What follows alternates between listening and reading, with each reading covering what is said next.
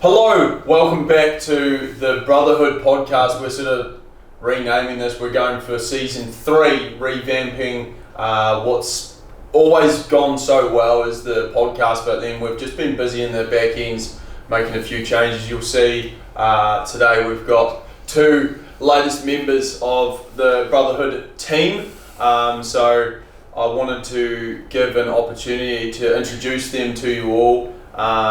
As Kurt on the left and Cass on the right. Kurt is the community manager of Brotherhood and Cass the head of holistic coaching. And Guy, I'm back sort of overseeing, trying to be valuable wherever I go. But and these guys are holding me accountable to that.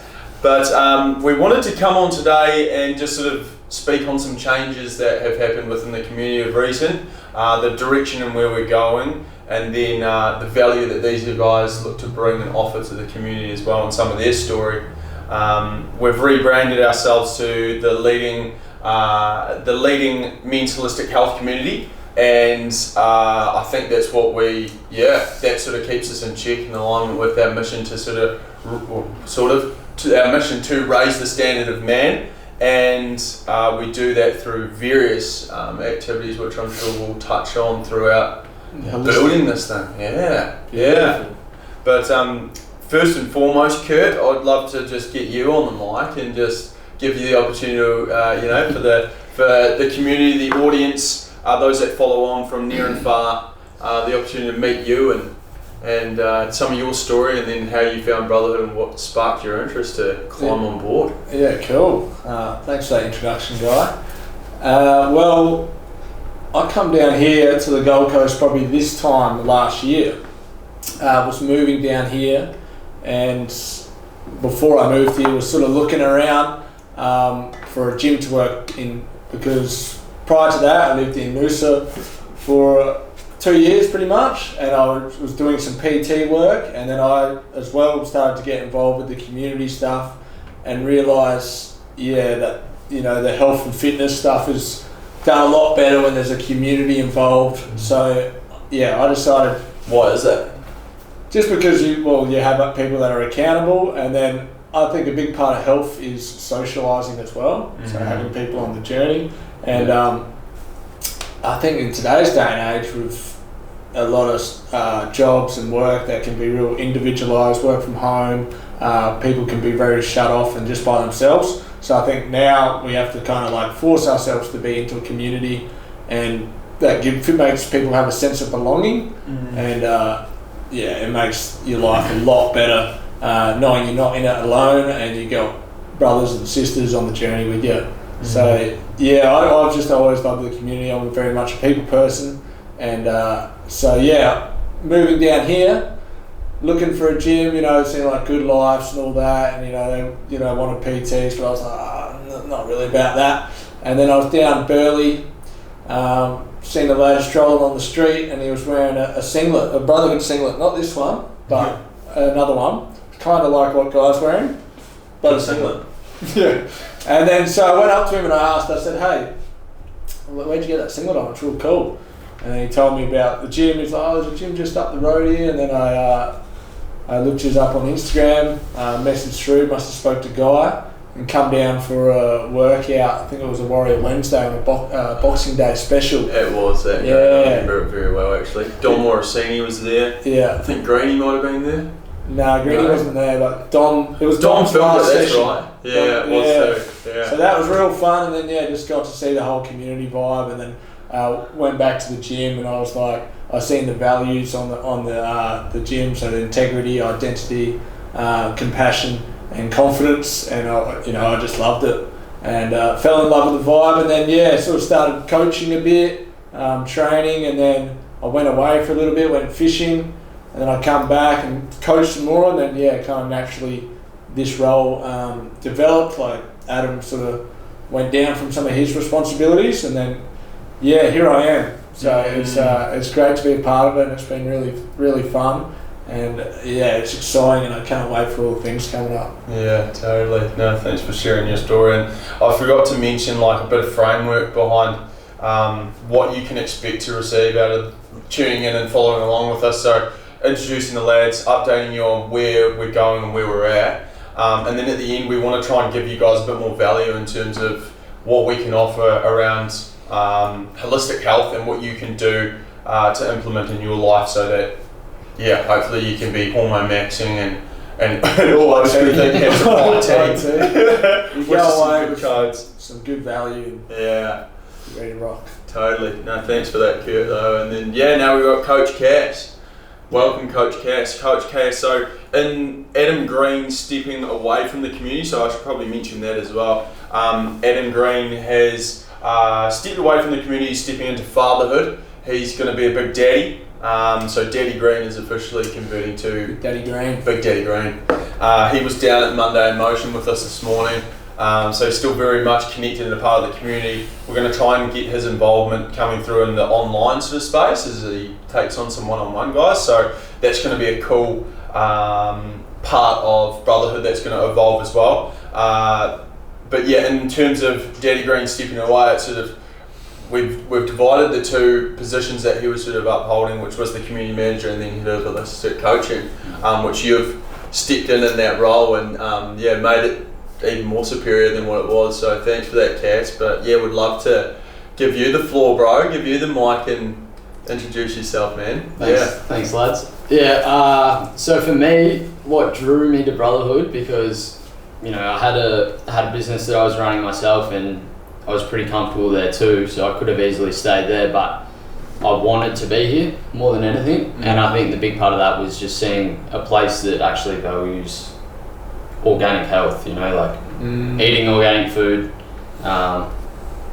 mental health, all that sort of stuff as well, because a lot of places have what I would call like superficial health kind of at the top of their mind, where they just want to look jacked and that's it, and they're not really looking after their bodies or their layers. So I think just being around a group of lads like that, prioritising their health, their mind and performance. I'm an athlete at heart, so that's kind of what got me into coaching in the first place. Aussie rules and then now professional fighting, so it's all performance based for me. You live and breathe. Do you want to touch on some of your your Muay Thai fighter, how many you've done, 11 and 3 or something, is it? I've had 17 fights, 15-2. 15-2. Give him some So credit. Bring me off a few there. I knew it was somewhere around those metrics. So that's kind of what got me into coaching. It was almost selfish at the start to just get better as an athlete, and then I realised how much you can actually impact people, and it's what I want to do. So Beautiful. How have you found the first month or so of coaching? What's the biggest things you've noticed about brotherhood? I've been coaching for a long time, but here is very different because the guys want to get better. Whereas I feel you go a lot of my I've got a lot of good clients, but a lot of the old clients were just showing up and expecting to see results rather than actually putting in the work themselves. Where the lads here, and I think just having a group of people hold you accountable to that is where we actually see results. We want them to show up. A lot of gyms stay alive by their clients not showing up. So we're the opposite. We want them to show up. We've got a lot of leaders within the community too. So. Obviously we've got us as coaches, but then there's coaches within the group, people that have a lot of knowledge and 100%. Powers in the community, and that's what makes us different. Is the community. Like we say, we're a community first and a gym second. Pretty much. So that's where we find our power is the community, and when you get people that are all growth minded, looking to become more conscious every day, it's just sort of what is it, like a rising tide rises all ships? And click that. Lift some boats or something. Wasn't quite right, but cool. And how about you guys? How you've obviously been here from the start, and we're actually coming up for our 4th birthday on March 3rd. What's the date today? 25th, is it? No, 24th. 24th of February we're filming this, and so in 4 + 3 is 7 days. Then it will be Brotherhood's 4th birthday when we ran our first session, and that first session consisted of Max Cateau, who he's still in here training. We saw him over the weekend, and so that's amazing that we've come this far and to have this be the 3rd iteration of the podcast. But it feels so right. Like I feel when we came in to relaunch the 2nd version of this, it actually didn't feel right in me because I felt too pressured to have to do this and scramble together. But now I feel like we're coming from a place of like the cup is overflowing and we can actually have more space to give. Great way for everyone to get to know you guys. Great way to raise awareness of the movement and the mission that we are trying to cast out there, and it's a positive one to, so one of the topics that I wanted to bring to the podcast was we're running ads now. Like to get the message out there and for more people to see what we do so that we can help impact their lives and, create more holistic health, bring more holistic health and happiness into their life. Got to be running ads, and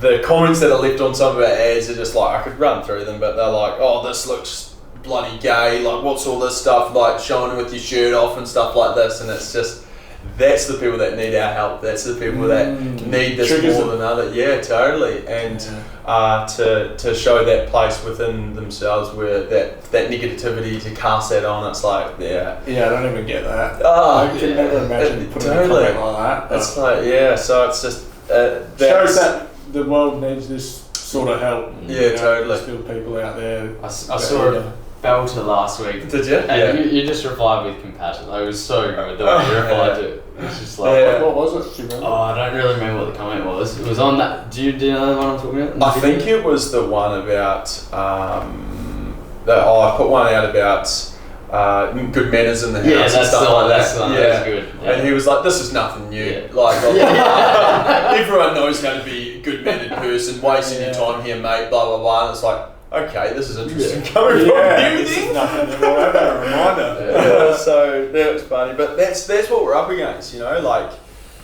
That's the nature of what we're trying to spread. Is it's not going to meet everyone where they're at currently, and eventually it will spread in that magnitude. We'll create more people that are feeling that sense of wholeness and giving love to the world and coming from a place of unconditional love.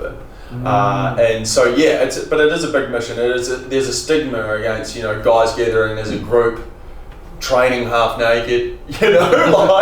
That's just what we do, and it's not for everyone, and that's okay. And that's the controversial thing about what we're doing, and that's why it is so powerful. I think Brotherhood coming together and showing that raw, authentic nature of who we are without the veils. And there's very much a lot of freedom in here. Yeah. We don't train with shoes or whatever. We're outside getting sun, shirts off.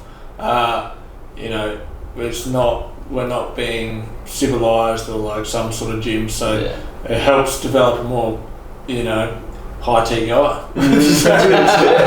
High-tech, purpose-driven man. Yeah. And what about, how have you guys found, what's happened in Brotherhood this year so far, so we can tap into what are we, nearly 2 months down, and what have we been doing the last couple of months, and where are we going? What are we talking about that? For me, I obviously haven't been here long, but it just looks like progress to me at the moment. I just notice that everything we're doing is in the right direction. So. And hearing about the change, I haven't seen where we were before that, but but it sounds positive, Yeah, totally. Even just to say, I felt like I was what I had to give to the podcast last time. We were just trying to, in all honesty, the angle we were coming from was that gym space. It's like we took on a coaching program. We went under the the coaching from Alex Hormozi and their gym launch team, because they asked, do you want to fill the gym? And we're like, yeah, we want to fill the gym. And then we started attracting or having people come in that weren't in alignment, and it was ruining the vibe of what we were building, because some people, it was just trying to get them on, we're here with good nature trying to help them. Yeah. And they do need this, everyone needs this, but it was also affecting the quality of the actual tribe that were originally on the journey with us. And then so when we came in for the second attempt at the podcast and we were getting guests on and stuff like this, and I was having to reach out and blah, blah, blah, and it was like pouring from an empty cup. It was like I didn't have the capacity to do that. But now the intention with this podcast, I feel, is like you get to see us in our raw form, you get to know us individually on a far better level, and the guests that we bring on will most likely either be members of the community that we feel are aligned. Could be practitioners and stuff, like we've got Ash Hamilton upstairs, who's been an osteopath with us for the last year and has delivered tremendous value to the rest of the community, and he would be so knowledgeable to get on and have a chat, so I'm sure we'll do that at some point. Man of the Month, who comes in and is just a general member of the community but has shown outstanding things across our 4 core values for that month. Those sort of things are going to be great ways to showcase what Brotherhood's all about, and I think having you two men on here as well is just like an awesome opportunity to do that as well. Things in terms of like having you guys come on and be able to dial and focus in your respective areas.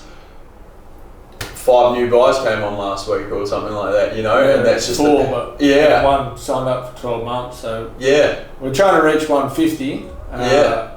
And we're on our way. Yeah, totally. And then so Curtis's role would be, he's in kind of a salesy role as well, and even that saying that like salesy, for me, sort of something comes up where it's like, is that the right term to use within that role? But it's like, you handle the onboarding and the facilitation of someone's experience to enter Brotherhood with such grace and like positivity, and for them to be met with a feeling of home.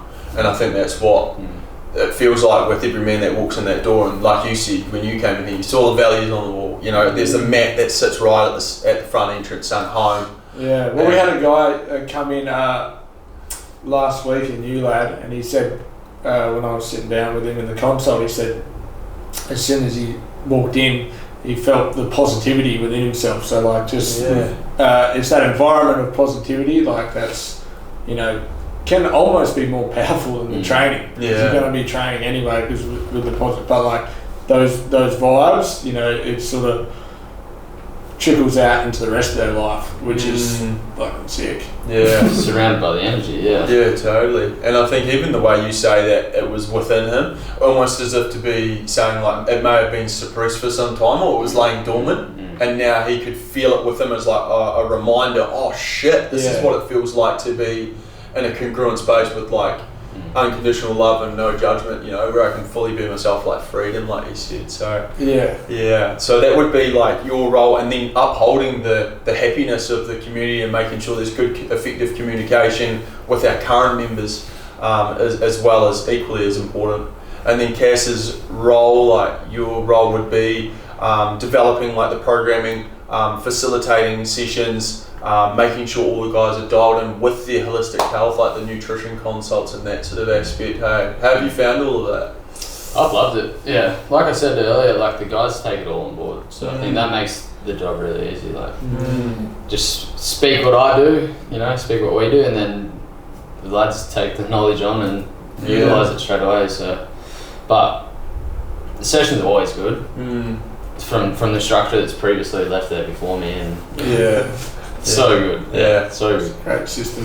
That's super great. It's done well there. Maybe we should even talk about the structure of our sessions kind of thing, because they are pretty unique in a way, and I think it's like one of the main drivers on what makes Brotherhood so successful, as well as the class structure. So we have fun in the class, so we often have little games at the start, but we do a good warm-up, and then obviously we'll do a workout, and we got a multifaceted workouts. We got sort of your good strength and hypertrophy for upper and lower. We got hybrid workouts. We got workouts down the beach at the bars, yoga. We got men's circle and entrepreneur lounge. But our physical workouts and that, we do a good warm up, do the workout, and then afterwards we sort of calm down a bit. We can have often down the beach and that we do a connection. So there might be some questions that we do. But before that, we'll do some breath work and meditation. So finishing the workout,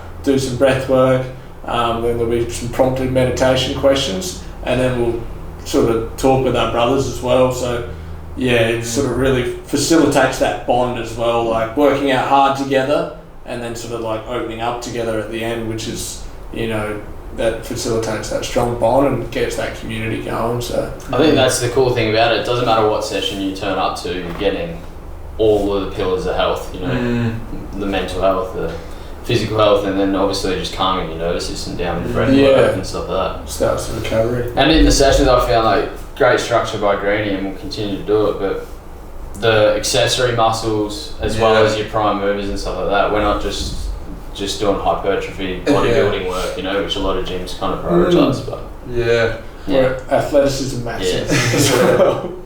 Yeah, I'm really stoked with the programming for this block, especially the supersetting with like you know, some bands or something to like engage those mini muscles that you might, those micro muscles that you might not touch on ever if you're just doing ordinary planes of motion and stuff like that. So credit to you, Greenie, there. That was bloody awesome, and then credit to you for execution and for yourself. And you, bro. Hey, mate, we're in there as well. Yeah, I'd love to touch more on with you, Cass. Like, what's your story, man? Like, what's your you know, background as to what's led you towards Brotherhood? And I want to thank Johnny Costa as well, because we put out this invitation or this, you know, advertisement to advertise for this head of holistic coaching, because when Greenie said that he would be stepping away and, you know, make this migration piece easy on us by slowly stepping away from the roles and responsibilities, I was kind of a bit like, fuck, how are we going to do this? You know, like, we're looking for, the way I advertised as well, I said, we are looking for a unique specimen. And goddamn did we find it, and thank goodness. And and from my perspective, Cass, I don't know if I've shared this with you, but when I put the advertisement out there, and then I got a response from you, like within a day or something like that, and I was like, no way, this can't be right. Like, everything I've done is like, oh, on the third time lucky, or on the third submission where we've applied for a place and we've been denied the first 2 times, then maybe the third time will come in. And so at first I was like struggling to believe. I'm like, I don't know, will this be the right one? Yeah. And then, but no, I met with you, and it was just like, wow. When can you start? And everything aligned so beautifully. But yeah, and so with Kurt coming on as well, I remember you were thinking about going fishing. This year even as well. Yeah, and then I said to you, man, do you want to come on and be this like community man? You're like, hey, can I step away in March? I'm kind of like, probably not, bro. No. So it was a commitment piece, hey. But but we'll touch on you first though, Cass. Like, what sort of sparked you, and like what's your journey with Brotherhood, and like what's got you to this point? So I guess going back super early, you know, my whole family was a football family, and both brothers pretty good, dad was good, so I was always, you know, striving to play good footy. I think that Aussie rules? Yeah, Aussie rules. That was always like the main goal, was to get drafted and whatnot. And we got fairly close, played in Victoria at a pretty high level, but didn't quite get that last little bit, so that was where I kind of had to divert into something else, and that was fighting, coaching, and I what think led you there, like to fighting? Yeah, I was fighting a little bit, training a little bit to get fit for footy. Right on. And then that kind of took over a little bit, so naturally that was me. But I think getting into holistic health was the big part of it, because it was about performance, you know. Is that why you got into it? Holistic health was from a performance aspect? 100%, yeah. Yeah. So just realising that there's better ways to do things, you know, rather than just the standard, you know, cookie cut away. And I've always been a bit of a different thinker and outside the box, and happy to go out of my own thought patterns rather than just follow what everyone else is doing. So. And then you feel the benefit straight away, and I think that's what kind of keep chasing them. Brought me into holistic health, and then obviously a lot of study through Paul Chek and a couple other guys, and then seeing that you guys had the same values, you know. It's like, that's the one, yeah. Like that's it. And like I said, I didn't need to try and find another job, which is the coolest part. Like I didn't do it for the wrong reasons, you know. It's sort of like you came at this from an overflying place, you didn't like purely out of just wanting to be around you lads, you know, and being here. So I love how you said that as well, because you were like, oh, it's pretty comfortable. So, and even my brother said that to me last week when he was on the phone. He's moving to Sydney now, and he realised he could have moved to Gold Coast, but that would have been more comfortable. So he's gone, okay, well I better lean into the discomfort and go to somewhere different. That growth. So that's that growth. There's no growth in the comfort zone. How about yourself, Kurt? Your my story. Yeah, because both you guys have studied at the Chick Institute, which is pretty rowdy. Yeah. Shout out Paul Chick. He's far out there, but he's got some good stuff. Myself, I grew up very athletic, sporty, footy, soccer, and was like pretty good at that. So I was following sort of that path as well. Then I had some injuries. So I've had 3 shoulder surgeries and stuff like that, and that made me sort of turn internal. You know, my identity was sport. You take that away, it's like, who am I? You know? So a lot of that time, that's when I started to get into spirituality, starting to like really just appreciate the present moment. And I started to get into breath work, because as well, like I wanted to figure out ways like how can I increase my performance and how can I be better when I'm not even training. So like I got right into breath work and Laird Hamilton. So that sort of trickled that holistic health path. Right, like was the injuries and having to get better and realising, okay, like I've got to take care of the whole health system. So then I played sport and I did a lot of fishing work as well. And then I was sort of going down that fishing path a bit, and because it was sort of like mapped out for me a little bit, it was there for me through sort of family and that, and I started to sort of do courses and work my way up with that. And then I realised that was kind of like destroying my soul to a degree, even though there was lots of aspects to the work I liked.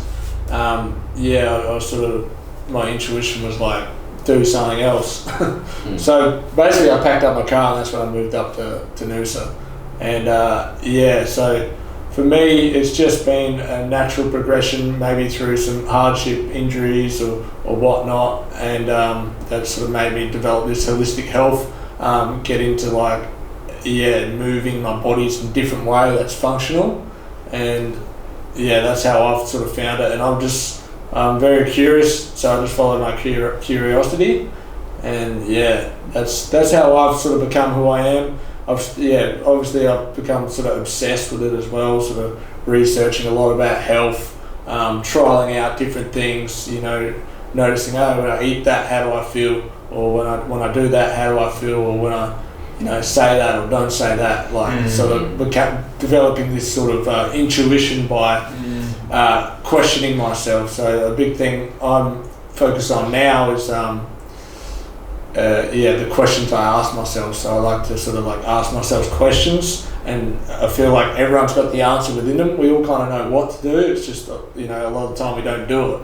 So asking myself a question and seeing what comes up and then doing it, because I heard this quote a while ago. It said, the quality of your life is the quality of your questions. And that really resonated, and I started to, so now I'm in a phase of digging deeper with questions and finding the answer. And then and then always just trial and error. But I don't know if that answers the question. I feel like that's great, bro. No, I think that's cool. It's like your introduction to who you are and how you've come to be, and like your road with holistic health and why it's so important to you. And I think that's a great fucking answer. How about yourself? How did you get into this holistic way of being and driving a mission and this sort of way of life? Way of life,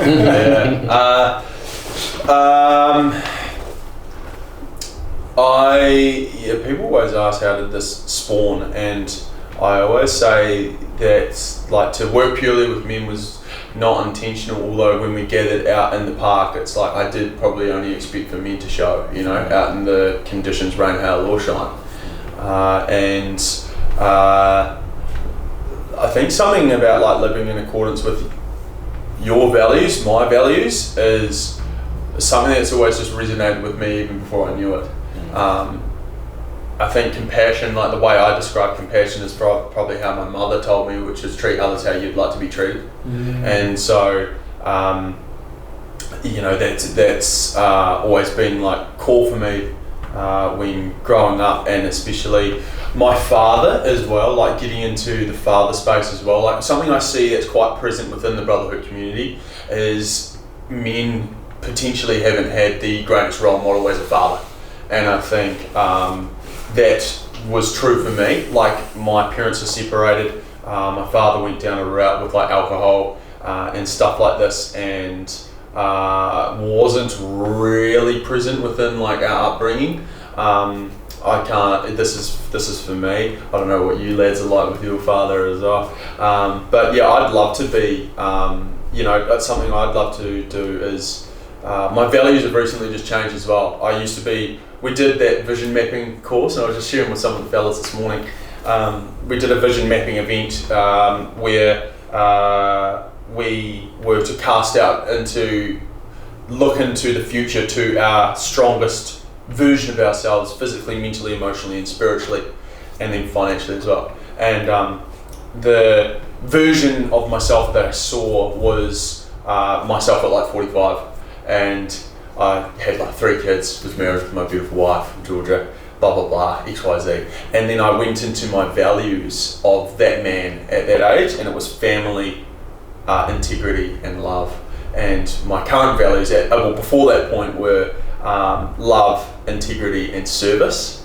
And so then I was kind of like, well, if that's the values of my higher self and my greatest, strongest version of myself, then why don't I just choose to embody those values now? And I feel that act of compassion now for me is showing up in the sense of, and I've had a lot of lessons come through it recent within my relationships about how I can't just continue to think about myself, and it's not just my life that's busy, it's like other people's lives are busy. They're trying to create their own stuff as well, and I need to respect that, and not just have people's lives like revolve around when my to-do list is done. It's like how can I help them with their to-do list? So that's been a big lesson, and especially with that value of family now, it's like going outside of myself and going, how can I be of service to others as well? Because that's a compassionate thing to do. And I used to always think it was like, but I don't have enough time. I'm so poor in time. If I don't get this done, then it's going to suffer elsewhere. But it's like in life, I'm speaking with Tyron, who's just had a baby, and so many other. Adam's about to have a baby next month. And I'm thinking, these guys, when they come in and they've got a baby, like suddenly their life isn't the number one priority. And if shit comes up where they've got to look after their wife or something, or their partner who hasn't had a wink of sleep, and then so they're going to have to support the baby, or they're going to have to help with something and disregard what was on their to-do list at the start of the thing, like that's just going to become a way of life. That's just something that you... I think it's well said, bro. Thank you, bro. I think it's it's a great way to live, is living for something greater than beyond like yourself. And I think a lot of people that suffer sort of anxiety and depression and that is because they're just thinking about themselves. You know, you help someone out or you do something for someone else, it actually makes you feel good.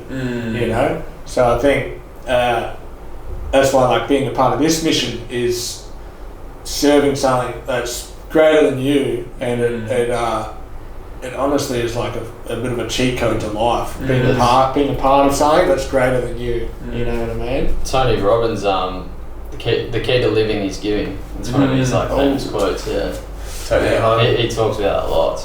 Yeah, so true. It's so true, because a lot of us, I think through modern society we're sort of maybe taught to think about ourselves a lot, you know, and you think probably back to how we used to live, it was more community based. You know, you work in a community and the community helps, you know, everyone in the community, and then you live well like that. But now everything's like, you know, the solo entrepreneur or the individual, which is cool. I'm all about hustle freedom. culture, lone wolf mentality. But you can, I think you can marry the two for sure, and that's kind of what brotherhood is in a way. Is we have entrepreneurs in here and business people and people that are doing their own thing, but then they're sort of networking with other people within here, which can make your life even stronger. So I would say because I think like the lone wolf mentality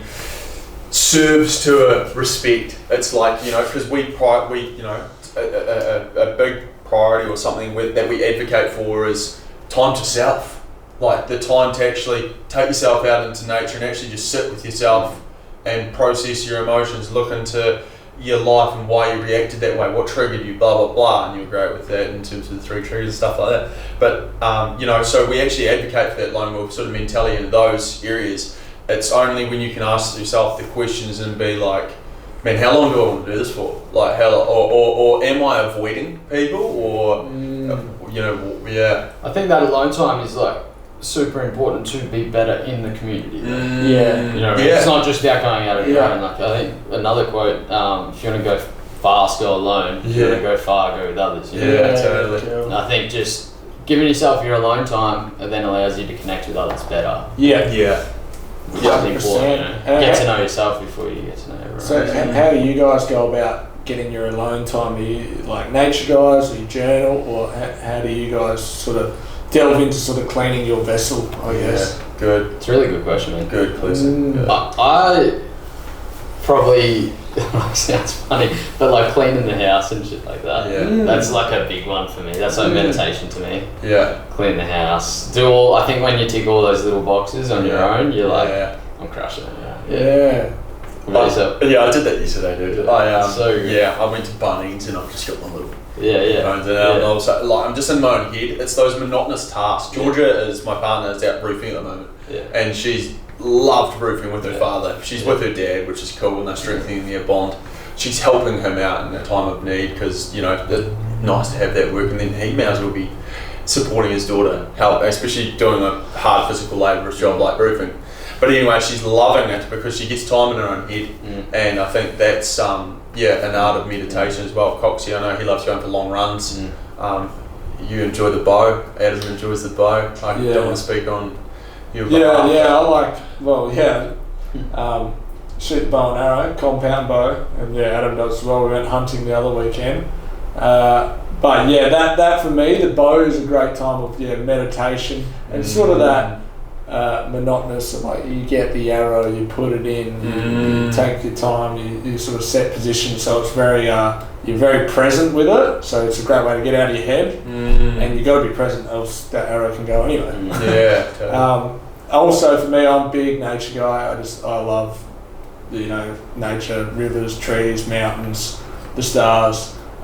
It gives me a sense of like connection, and also, you know, you look up at the night sky, the stars, and it makes you feel so insignificant. And I love that feeling of just being like, I'm just a speck here, and it's just a blip in a moment of time, and it's going to be all over, and it kind of just de-stresses me. I like that feeling of like, like almost things aren't that serious, you know. You're here now, but that, you know, it gives you that feeling as well, like, to go for it, because it's only a matter of time, so don't put too much pressure on all your decisions. But one of your quotes that you actually like a lot, about the decision, it's decisions, what is it? Indecision? Indecision is worse than wrong decision.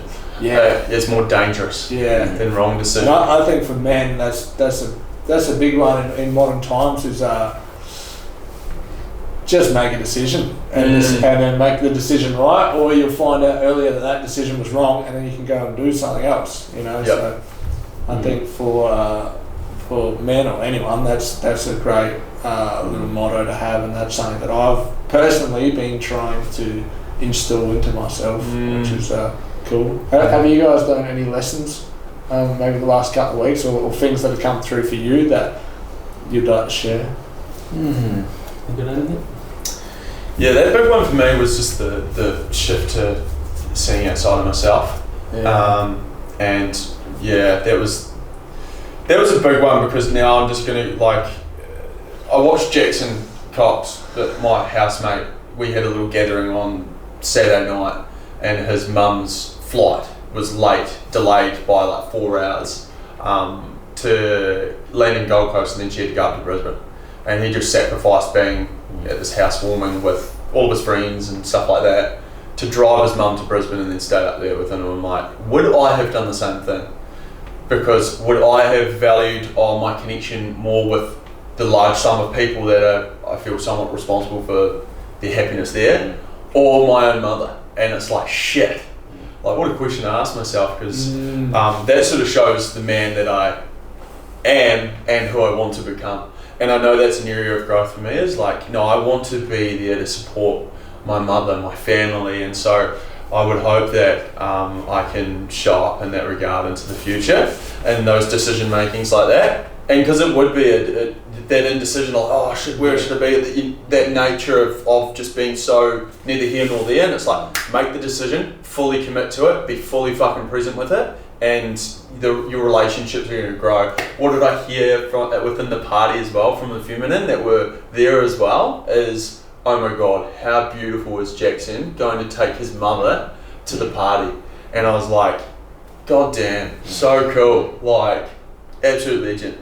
So yeah, it's like, that's who I want to be. That one where it's like, rather than, he was always working. Yeah, he was really good at working. Shit, he was good. But nah, I want to be like, no, Guy was there. If you needed him, he was there, and that's what I want to be. So that's my lesson. That's a great lesson. Yeah, thank you. I got presents tattooed on the top of my foot there last year because I like need constant reminding. You know, it's just it's been one of my hardest lessons, I reckon, to be present with people. Guy has a lot of ideas that just spark each other. Your mind works fast, which is great for, entrepreneur and business stuff. Yeah. But yeah, I guess then, becoming present is that balance as well. Yeah, so, I can discourse quite easily. Yeah. That's cool. That was cool to hear that though. Like, thank you, bro. You want to be the dad eventually that doesn't just leave wealth, but leaves memories. Like, it's powerful. Yeah. Leaves lessons. Yeah. For me, probably just going into fight camp. So I've got a fight coming up now, and I think the more I dial into one thing, the more I dial into everything. Yeah. So it's like, why not just live that life always? I think just having a real set in stone goal, just allows me to really dial in on everything. That's awesome.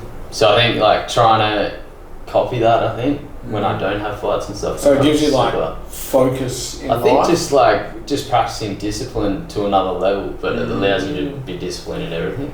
That makes sense. Everything's related. A lot of fighters talk about how their life gets better when they're in camp, Yeah. So I think that's I'm gonna really try to work on that when this fight's said and done, Because I know what it's like on the other side of that as well. When I got my broken foot and I couldn't train, then it was like my discipline went the other way. It was like, because I can't train now, which means then now I have permission for my nutrition to get shit or something like that. It was like but on the other side of that, if you can build your discipline with something, because discipline's the highest form of self-love, I believe. It's like, if you love yourself enough, you'll do that thing.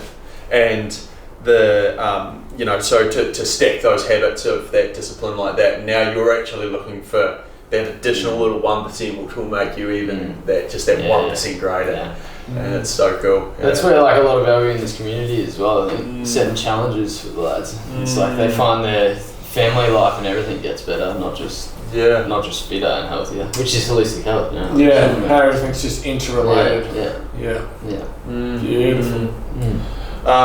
When I was just thinking and circling back to my relationship with my father, or not having role models to sort of go off. I felt lost in that area when we were building this. Is like, So when we did start making this is Kato and I was like, I want to be surrounded by entrepreneurs and people that are like creating their fucking life, because I feel like they're steering the ship, and I want to be surrounded by that, you know, the power of proximity and what the 5 people you're at the table with and all those sort of quotes that I've heard. It's like, well, I want to get around those people. And so that was my sort of, I was looking for leaders. I was looking for people that I could turn to for inspiration and a bit of guidance. And so that's what we've found here, and created here. But yeah, I'd love to know that your background with like your family, your fathers, like what's that like for you guys, Kev? Yeah, well, I had, like I said, 2 older brothers, so I was getting beat up a bit and, getting hassled by them. But, yeah, they were good role models for me, both really good men. And Dad was very much the same, you know. So, yeah, I was actually around some pretty good people, and some good people in the footy club as well, which I think just drove me to try and be that guy for other people too, do you know what I mean? So it was the fact that I can see who I want to be like, you know. Guy Jake Ryan, he was, you know, he's passed away, but he was very, very powerful man to me, so just had a lot of presence and aura about him, so that was someone that I want to be like that guy. You know what I mean, right from an early age, Yeah. Where yourself?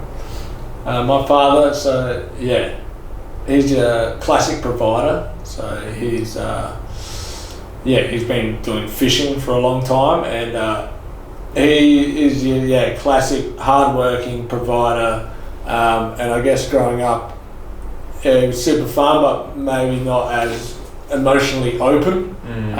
Just focus on work, providing, and you know, looking after the family, which is a very masculine trait, but I guess, you know, probably the culture back then with the men was, the emotional side of it wasn't quite as open. But as he's got older and certain things that happen, some unfortunate things around him, it's sort of broken him open a little bit. He's still that hard-working provider guy, but he's emotionally a lot more available, which is cool, you know. And I actually worked with my dad doing the fishing stuff, so that helped create a bond. And because he was out fishing a lot when I was growing up, so I was surrounded by females, you know, my mum and 3 sisters, so I grew up in a very like feminine environment. Dad was out fishing a lot, but then sort of when I got 17, 18, then I sort of went to the other environment when all men, you know, so but I feel like it's given me this sort of masculine and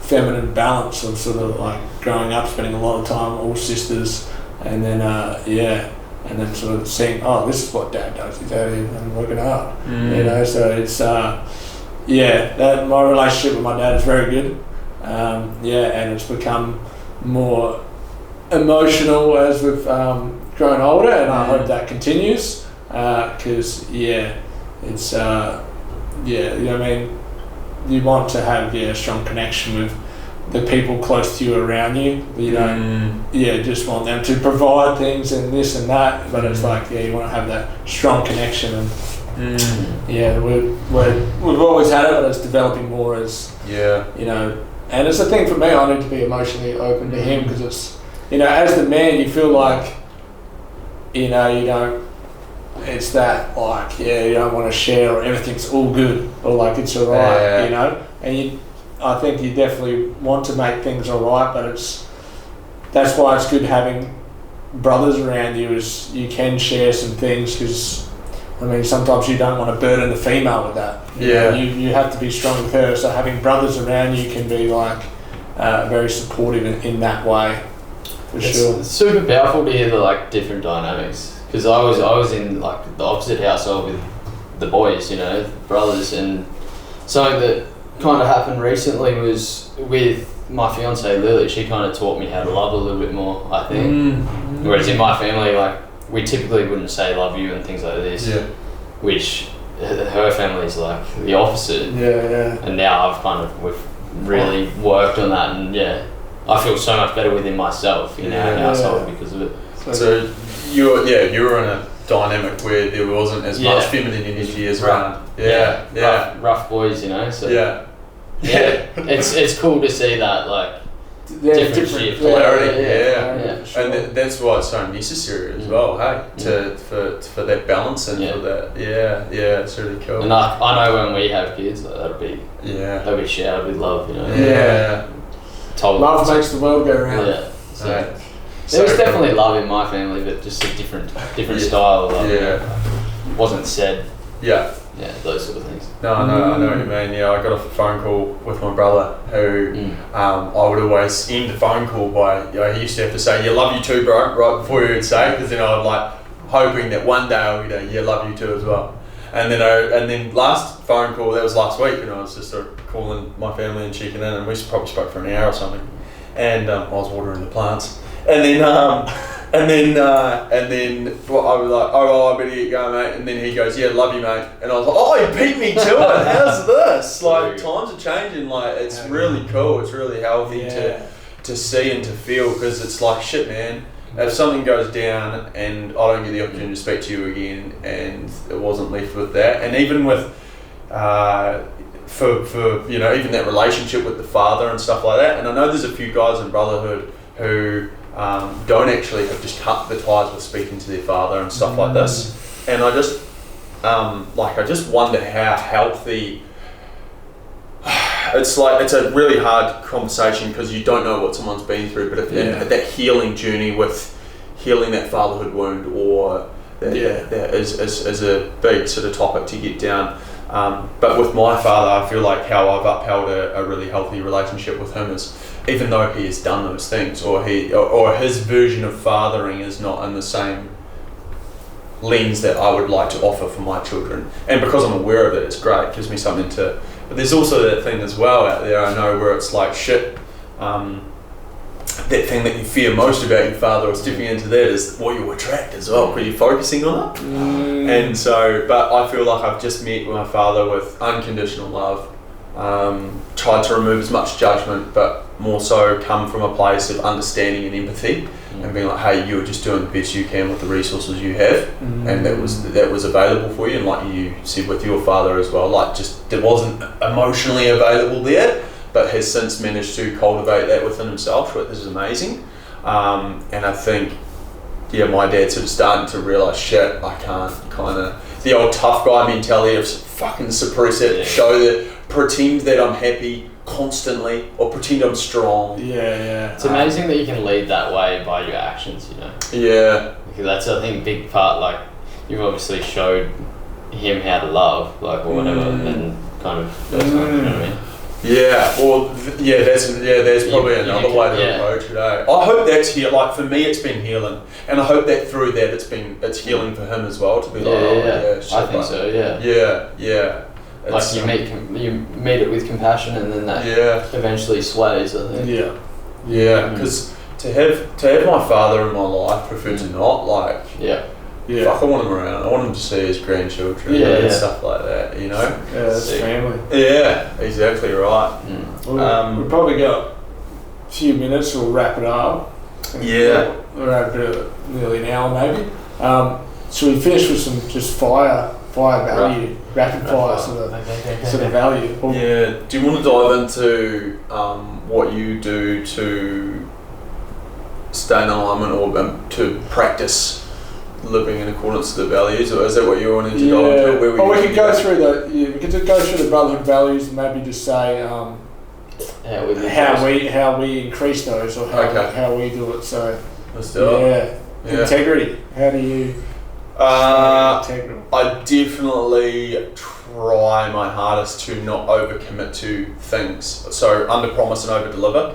I always want to make sure, if I say I'm going to be somewhere, I'll be there, and I'll make sure I think very acutely before reacting about what I commit to, because there's a lot of things that you can say, I'll be there, man, and then in the past, like, I've let people down because it's like, I actually don't want. So I'd rather, hey, I'll get back to you on that. Thanks for the invite or whatever. I'll get back to you. I'll let you know if I'll be there, and then if I'm committed, I'll be there. So that's a good way that I need to practice in with boundaries as well. It's like, hey, can't talk right now. Got to do this, blah blah blah. And so I'm trying to learn that at the moment with integrity. How about yourself? Myself. Integrity. I think that's a big just sticking to your word. So what you're going to say and then do it. That could be a very easy way to do that. It's just writing what you're going to do today and then Is this what you do? tick it off. Yeah, I often write down what I'm going to do and tick it off. And then, hopefully that's not too loud like that. And then also a big thing I think is, if you do say something and you don't get to it, is not beating yourself up about it and not going down this rabbit hole of like, all right, well, I messed that up and now I'm going to fucking hold out, kind of thing, like sabotage thing. So yeah, keeping integral. Another thing as well is if something doesn't feel right, don't do it. So it's that intuition, like I think you got to listen to that. So if it doesn't feel right or something's wrong, I'll keep integral with my values and how I feel. I'm pretty decent at that, and I know at times I have maybe gone against that, and yeah, she doesn't really work out when that happens. So keeping integral those ways. Yourself, Jess? I mean, you have nailed it. I don't think there's too much more to be said. Like you said, just doing what you say you're going to do is a big part of it. It depends on, I think, all your other core values and living to them. Yeah. But like holding yourself to those is integrity, I think. But yeah.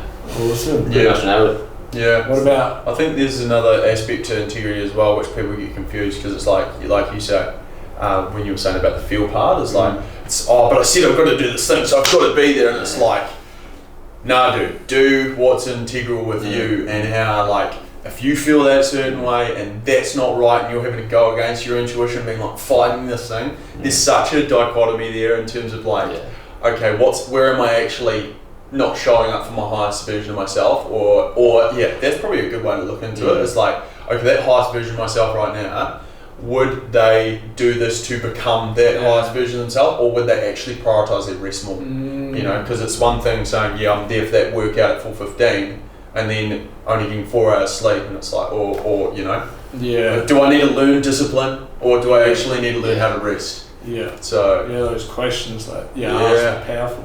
Yeah. Beautiful. What about identity? Cash go first. Identity. Well, again, that comes back to core values, right? Like being in alignment with your core values creates your identity, I think. Can you drop to the crew your core values? Because you gave me 3 and I love them. Yeah, so stoicism is a big one for me. Stoicism is good. Being radiant, and then integrity as one. Beautiful. Radiant? And genuine is another. So, which is, I guess, being authentic. Yeah. But being radiant can be many different ways, I think. Like, I'm not a very, massively outspoken, bubbly person, but I think people feel my energy a lot. Totally, bro. You're radiant in your way. When you looked to that person that you said was your role model, he was, what did you say? He was present, and he was very, and he had an aura, and that is what you possess, I feel. It's like very, and it's like you walk into the room, and stoicism, you walk into the room, and it's like, whoa. Someone's just entered the room. It's Cass. So is that Coach Cass? Oh, goddamn. You have this very self-mastery present. Like you're in control. I appreciate which is awesome, and that's the great role of a head coach. Is someone that's sort of in control. Yeah. And practicing it. I think maybe just not feeling like I need to overdo that. If that makes sense. Quiet confidence, maybe. That's probably fighting yourself a lot. Because I think a lot of men, obviously, they overdo that other side, and they don't have the other kind of feminine side where they don't feel like they need to prove that. Do you know what I mean? 100%. I don't think that's powerful. Yeah, you don't need to prove something. You know, at the end of the day, you do it. At the end of the day, it's how do you feel? So you got to prove it to yourself. Yeah. You know, you don't need to really proving it to someone else, but it might make your ego feel good in the moment, but it doesn't really matter. You know, they're going to pick up on who you are regardless. There's a pain in the butt, that noise, I gotta say, but if you're still with us, thank you. They're going to pick it up. Okay, well, anywho, we'll carry on while we're nearly finished. Identity. Yeah, the identity piece, it's funny, I thought that relating back to where the grounded presence and stuff, I sought my grounded and presence from Georgia. Like I thought that's where I was earning it, or like learning how to acquire it, and then I switched the role. It's like, no, I've actually, and we touched on this as well, about, you said something about going to your woman to like deload, is like, no, you're supposed to be the strength, the pillar. You're supposed to be the one that she can come to in a time of need, to decompress, and for you to just listen. She just wants to be heard. And then I'm still learning this as I say this. That's why it's so present for me. But yeah, the masculine is the one to hold the presence and the groundedness. And I thought that I got that from Georgia. So it was like, I was like, I need to reboot my presence and groundedness by getting out into nature with Georgia or something. It's like, no, I actually need to come to her with that.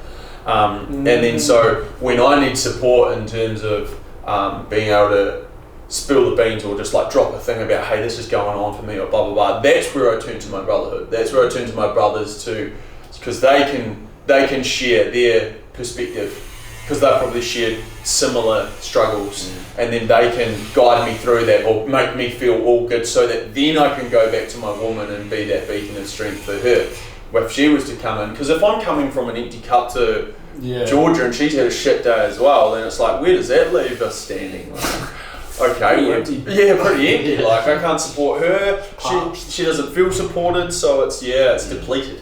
But anyway, that was just touching on kind of matching them up. And identity for me is exactly that. It's that self-reflection process. I think I've learned a lot about myself within my relationship and how I want to show up. But also, I turn to the journal not only when things are wrong, but probably more so in times when they're wrong, because it's like, okay, I need to actually seclude myself. I need time to just look at what's going on here in my life and write this down. And at the end of the submission or my entry, I'm clear.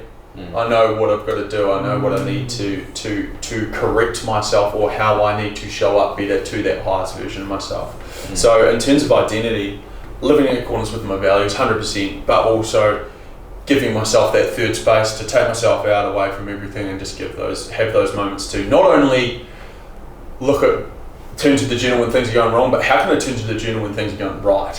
What are we doing right now that's really actually allowing us to grow and allowing me to lead from a place of authenticity? Totally.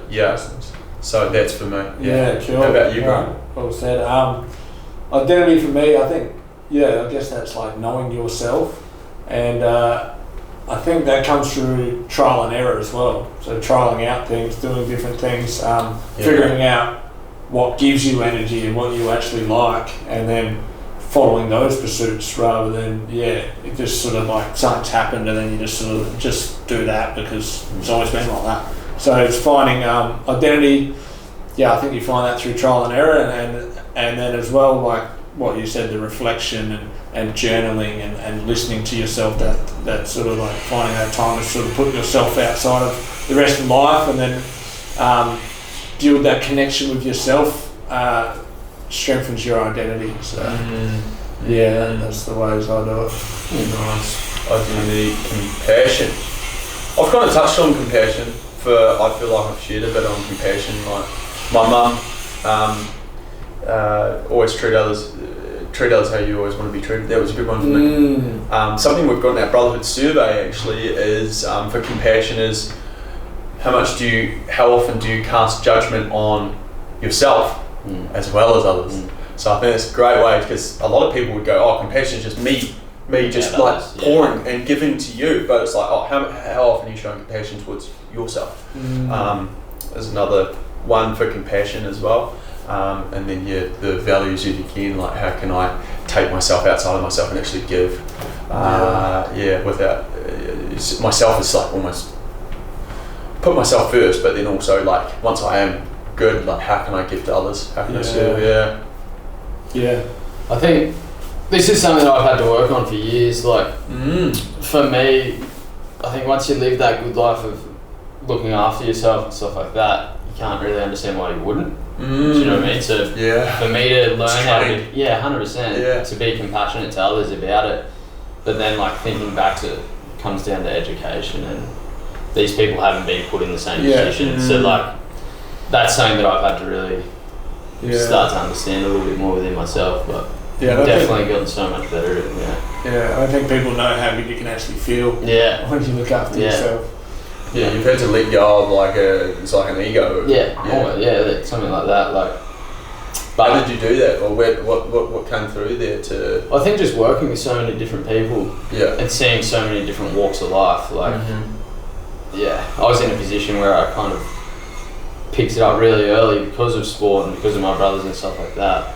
So for me to understand that people haven't had that kind of upbringing is the part that I've had to bring awareness to, you know. It's really powerful. Yeah. And it makes you more grateful and thankful for something that might have gone right in your walk of life, you know what I mean?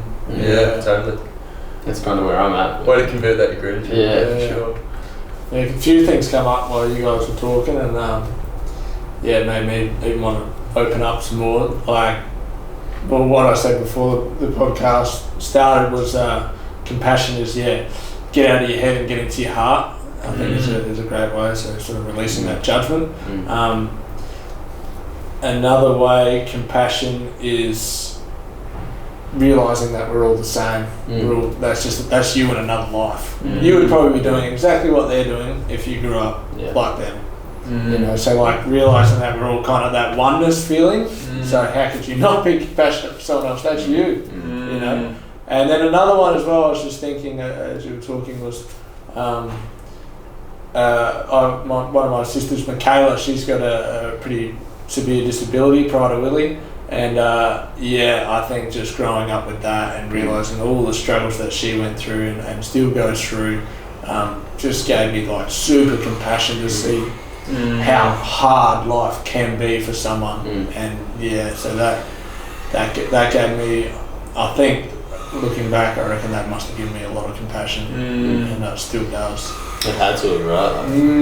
Just someone that like we've got, you know, we're lucky to, you know, if you don't have a disability, like we're so lucky, like just to, you know, be able to sort of read and write and not have these certain behavioural issues and stuff like that, and realising seeing what she goes through and seeing certain stuff that gave me a huge compassion for another being. I think, it's almost like the feeling compassion is actually like a secondary byproduct of empathy. Like I think empathy is the precursor to compassion, because what you're feeling is shit. I can feel your emotion and and that suffering that must be happening there, and then you can offer compassion. And it's, but I know I personally struggle with empathy like so much. Like I was just like, I don't get it. How can you not be like thriving? How can you not be happy all the time? Blah blah. Just like other people on the other foot, it's like, how come you're always so happy? Basically that. How come you're always so happy? I'm like, how are you not? But or just understanding it, but understanding that you probably won't understand sometimes too. Do you know what I mean? Like, for sure. But just knowing that they're not in the same place. What about confidence? Good one to finish on. Yeah, I like that. You lead it. We kind of touched on it before. I think quiet confidence is a really powerful thing. Like, not over expressing one way or the other is huge. And I think coming from like a fighting background helps that for sure. You know. I think you've got a really good relationship, if I can give you a reflection, with not needing external validation whatsoever. I feel like you. I think that probably plays a big part in my sport too. Like, obviously on a big stage, stuff like that, it's like I don't really care, except for my inner circle. Everyone else's thoughts I don't really think about ever. And why would you want to? That's just mental clarity that you're just taken up with. No, I do feel that for sure. I agree with that. So. And I think that's actually where you get so much groundedness and presence from is in your fighting. You can't go into the room with a fucking ego, man. You'll get bopped every time. Can you touch on that more as well? Yeah. Has that been a part of your lesson to acquiring that A big- sort of level of confidence? Yeah, a big thing with it is probably like the training side of it more than anything. Because if you train with a massive ego, you're not going to even get to the fight. Yeah. You got to train. You got to train smart. Like Yeah. you got to be smart about how you approach things. I think probably just getting smoked all the time too. Getting humbled all the time. Like, yeah, and even growing up with that with brothers. Yeah. I remember playing FIFA, never winning once, like, and just continually trying to show up. But yeah, I think that creates a bit of like, confidence. Callous mind. Callous the mind for sure. What about yourself, bro? Yeah, confidence for myself. Yeah, there's internal confidence. I think I think sometimes it's look good, feel good for me. It's like if I'm feeling like I'm looking good, then I can show up as my, as my highest version of myself, my strongest version, or whatever. And so doing those things to prioritise my health, be it training, showering, hygiene, brushing my teeth, like simple things like that is going to allow me to be my most confident self. Because if I'm showing up and I've got a stain on my shirt or something, instantly I'm just like, shit. Wish I didn't have that. My mind's kind of thinking, I hope everyone else can't see the stain on my shirt, blah blah blah. So presentation but just confidence to build internally as well is knowing my values, sticking to them. I think values are great as well because values give me direction. If I can, at the end of every day when we look on these and ask ourselves the question like, did I live in alignment with my core values today? And so when I was looking into those values, it's like, yes, I did this, because I'm always following that truth. Like, my values are my truth, and when I'm trajecting towards my values and I'm living in alignment with them, it's so much easier to just block out the noise, like you were saying, like other. So a value that I don't live by is hate. If anything, there's hate within that value. It's like, well, that's just that. Goodbye. And I'll go more towards love, which is one of my values. So that certainly helps with the direction, because it's like just blocking out all the noise, and it's like I've got tunnel vision on what's true for me. And that when I can get to the end of every day and look and see that I've lived in alignment with those values, that's where I feel far more confident with myself. Yeah. Is that because you create a trust within yourself though, to make sure you do it every day? Like, absolutely, it's for like sure. building those habits, right? It's building those habits until it becomes subconscious to a degree. It's like, oh, this is who I am. This is my identity. This is how I act. This is how I want to show up. Yeah, for sure. And then having the accountability of everyone else as well was fucking great too. To make sure, and that's what's brilliant. Like, Adam was really good at it when we were in partnership and stuff, and it's like he'd be like, hey, that's not who you are. You're not showing up as who your greatest expression right now. And he would be great at like pulling me back into alignment with what is true, living the values, and that's supportive. That's what I want. I want people around me that are going to lift me on my way up, that are going to support me in my positive endeavours, but also when I'm acting out of them, like they know how to bring me back in, and I think that's important too. We need that for sure. Yeah. Everyone does. Confidence, brother. Confidence, you guys kind of. You've got heaps of it, got oodles of it. We got off the body scan machine one time, and after he got his body results back, he's like, hell yeah, 5% body fat, I'm shredded. That's all right. That's good stuff. But positive affirmations, that's great as well. Confidence. I don't know. I feel like it's almost naturally a little bit inborn in me, and confidence. I think it comes back to identity, knowing yourself, knowing who you are, and I think also having some competency in skills and stuff that you can do can bring confidence as well.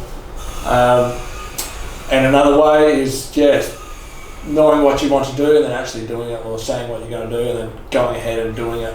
So that's how I develop confidence. But that's so I think as well, like, why not feel confident? Yeah. You hit one, like, kind of just bring that feeling in. Just I'm confident. Like just bull ram yourself to feel it. It's like a skill, like it's just like it's like that's another decision. Confidence is a decision. It's a feeling. You may as well feel it. Like it's a choice. What are they? It's missing the word for it, but it's like you basically. Well, confidence is like, what does confidence mean? It's almost like calling yourself into feeling that in a way, I guess. So it's like you may as well just believe it before it even sort of happens, like that kind of thing. And then usually if you act with confidence, things happen better. So I think there's obviously that ground up confidence in saying what you're going to do and knowing who you are, but then there's also that sort of like maybe top down approach. I'm just completely making that up, whether it's top down.